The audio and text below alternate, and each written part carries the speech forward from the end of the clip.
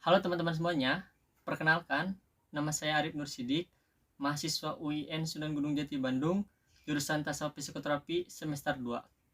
Pada video kali ini, saya akan menjelaskan mengenai film Inside Out.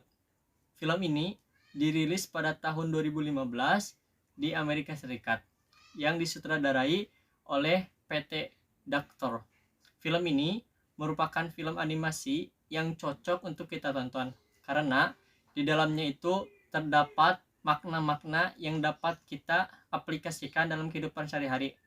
Oke guys, tanpa berlama-lama, mari kita langsung menyaksikan videonya bersama-sama. Dalam film Inside Out ini, kita bisa belajar tentang psikologi, yaitu tentang emosi. Film ini menceritakan seorang anak perempuan yang berusia 11 tahun bernama Riley, yang dalam pikirannya terdapat beberapa emosi yang mengatur dan digambarkan dalam 5 karakter, yaitu joy bahagia, sadness sedih, fear takut, anger marah, dan disgust jijik. 5 karakter tadi sebenarnya adalah emosi dasar yang dimiliki oleh setiap orang. Studi menemukan kalau identitas seseorang itu ditentukan oleh satu emosi tertentu. Karena emosi ini dapat membentuk cara kita memandang dunia, cara kita mengekspresikan diri, dan cara kita merespon orang lain. Di kehidupan nyata pun sama. Semua emosi mempunyai peran penting dalam hidup kita.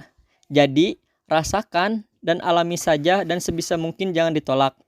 Karena seluruh emosi itu yang membuat kita menjadi seorang manusia yang berfungsi. Kamu punya kendali untuk mengingat dengan merasakan dan mengekspresikan emosi saat itu.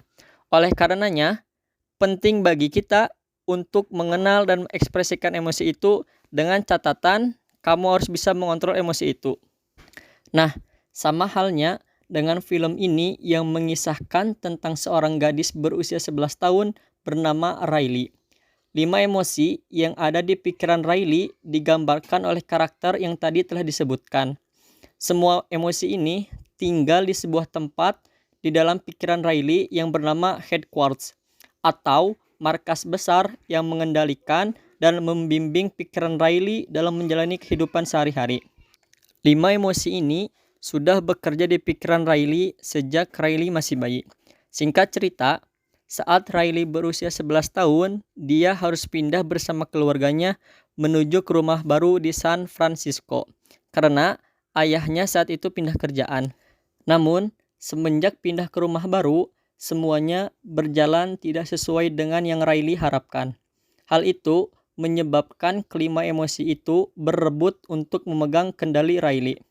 Headquarters pun menjadi kacau, sehingga hari pertama berada di rumah barunya, Riley merasa sangat buruk dan tidak senang.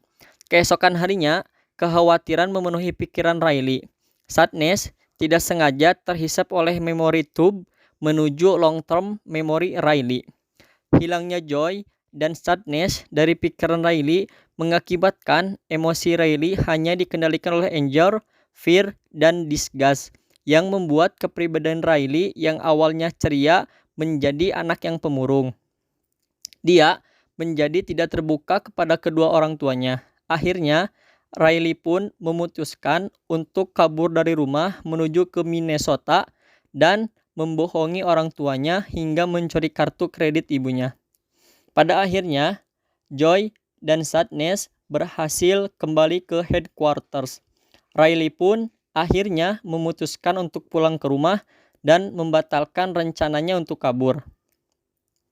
Riley pulang dengan menangis dan memberitahukan kepada orang tuanya bahwa dia merindukan kampung halamannya. Dan pada akhir film pun, Riley bersama orang tuanya memutuskan untuk tetap tinggal di San Francisco, dan Riley mulai beradaptasi dengan lingkungan barunya.